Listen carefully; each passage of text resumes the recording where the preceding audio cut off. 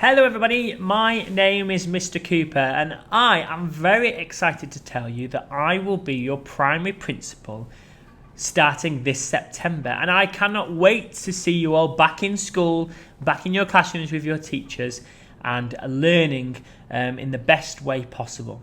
But for some of you that don't know me, I thought it would be a good idea for me to read you one of my favourite stories. This is one of my favourite stories because I used to listen to it as a child. I thought it was really funny. I liked the fact that it was about a crocodile who wanted to eat children. It was a bit scary, but also really funny as well. So hopefully you will like this story too. And the story is called The Enormous Crocodile. So make yourself comfortable and listen to the story. I'm going to read the first part of the story today as part 1, and then I will create another part video which I will share with you the next day for you to listen to the end of the story. So make yourself comfortable, relax, find a nice little cushion or pillow somewhere, and I hope you enjoy the story. In the biggest, brownest, muddiest river in Africa, 2 crocodiles lay with their heads just above the water. One of the crocodiles was enormous, and the other one not so big. Do you know what I would like for my lunch today? The enormous crocodile asked. No, the not so big one said. What? The enormous crocodile grinned, showing hundreds of sharp white teeth. For my lunch today, he said, I would like nice, juicy little children. Oh, I never eat children, the not-so-big one said. Only fish. Ha! Cried the enormous crocodile. I'll bet if you saw a fat, juicy little child paddling in the water just over there at this very moment, you'd gulp him up in one gulp. No, I wouldn't, the not-so-big one said. Children are too tough and chewy. They're tough and chewy and nasty and bitter. Tough and chewy, cried the enormous crocodile. Nasty and bitter? What awful tommy rot you talk. They are juicy and yummy. Though no, they taste so bitter, the not-so-big one said. You have to cover them with sugar before you can eat them. Children are bigger than fish, said the enormous crocodile. You get bigger helpings, it fills you up more. You're greedy, the not-so-big one said. You're the greediest croc in this whole river. I'm the bravest croc in this whole river, said the enormous crocodile. I'm the only one who dares to leave the water and go through the jungle to the town to look for little children to eat. You've only done that once, snorted the not-so-big one. And what happened then? They all saw you coming and ran away. Ah, but today, when I go, they won't see me at all, said the enormous crocodile. Of course they'll see you, the not-so-big one said. You're so enormous and ugly, they'll see you from miles away. The enormous crocodile grinned again, and his terrible teeth sparkled like knives in the sun. Nobody will see me, he said, because this time I've thought up secret plans and clever tricks. Clever tricks, cried the not-so-big one. You've never done anything clever in your life. You're the stupidest croc in this whole river. I'm the cleverest croc in this whole river, the enormous crocodile answered, and for my lunch today I shall feast upon fat, juicy children while you lie here in the river feeling hungry. Goodbye. And the enormous crocodile swam to the side of the river and crawled out of the water. And a gigantic creature was standing in the slimy, oozy mud on the riverbank. It was Humpy Rumpy, the hippopotamus. Hello, said Humpy Rumpy. Where on earth are you off to at this time of the day? I have secret plans and clever tricks, said the crocodile. Oh dear, said Humpy Rumpy. I'll bet you're going to do something horrible. The enormous crocodile grinned at Humpy Rumpy. I'm going to fill my hungry, empty tummy with something yummy. Yummy, yummy, yummy. What's so yummy? Asked Humpy Rumpy. Try to guess, said the crocodile. It's something that walks on 2 legs. Oh, you don't mean, said Humpy Rumpy. You don't really mean that you're going to eat little children?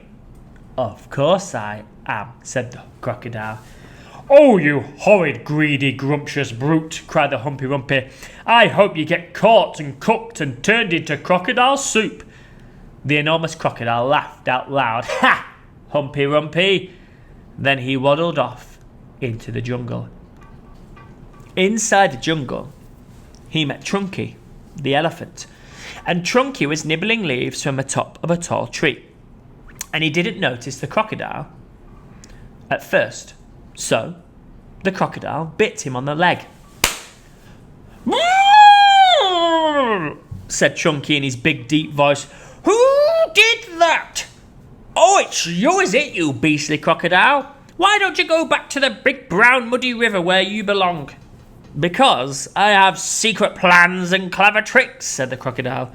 You mean you've got nasty plans and nasty tricks, said Trunky. You've never done a nice thing in your life. The enormous crocodile grinned up at Trunky and said, I'm off to find a yummy child for lunch. Keep listening and you'll hear those bones crunch. Oh, you wicked beast, cried Trunky. Oh, you foul, filthy fiend. I hope you get squashed and squished and squizzled and boiled up into crocodile stew. The enormous crocodile simply laughed out loud, disappeared into the thick jungle. A bit further on, he met Mugglewump the monkey, and Mugglewump was sitting in a tree, eating nuts. Ho, ho, ho, ho, ho, ho. Hello, Crocky, said Mugglewump. What are you up to now? I have secret plans and clever tricks, said the crocodile. Oh, would you like some nuts? Said Mugglewump. I've got better things to eat than nuts, sniffed the crocodile. I don't think there was anything better than nuts, said Mugglewump. Aha, said the enormous crocodile. The sort of things that I'm going to eat have fingers, toenails, arms, legs, and feet. Mugglewump went pale and began to shake all over. You aren't really going to gobble up a little child, are you? He said. Of course I am, said Crocodile. Clothes and all, they taste better with the clothes on. Oh, you horrid, hoggish croc, cried Mugglewump. You slimy, creepy creature. I hope the buttons and buckles all stick in your throat and choke you to death. The crocodile grinned up at Mugglewump and said, I eat monkeys too, you know. And quick as a flash, with one bite of his huge jaws, he bit through the tree that Mugglewump was sitting in, and down it came, crashing to the ground. But just in time, Mugglewump jumped into the next tree and swung away through the branches. A bit further on, the enormous crocodile met Roly-Poly Bird, and the Roly-Poly Bird was building a nest in an orange tree. Hello there, enormous crocodile, said the Roly-Poly Bird.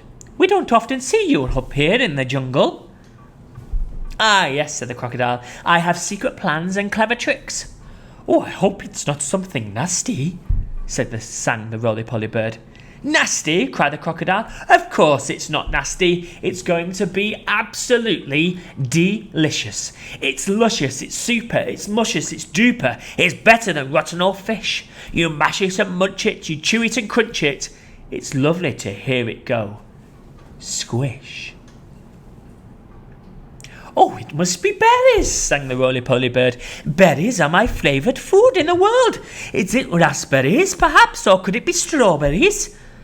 The enormous crocodile laughed so much his teeth rattled together like pennies in a piggle bank. Crocodiles don't eat berries, he said. We eat little boys and girls, and sometimes we eat roly-poly birds as well. Very quickly, the crocodile reached up and snapped its jaws on the roly-poly bird. He just missed the bird, but he managed to catch hold of a few of its long, beautiful feathers in its tail. The roly-poly bird gave a shriek of terror and shot straight up into the air, leaving its tail feathers behind in the enormous crocodile's mouth. At last, the enormous crocodile came out of the other side of the jungle into the sunshine, and he could see the town not far ahead. "Ha ha," he said, talking aloud to himself. "Ah, that walk through the jungle has made me hungrier than ever. One child isn't going to be nearly enough for me today. I won't be full until I have eaten at least 3 juicy little children." He started to creep forward towards the town. And that is where I'm going to leave the story for today. Tomorrow, I will read the second half of the story. Tune in to find out exactly what happens next.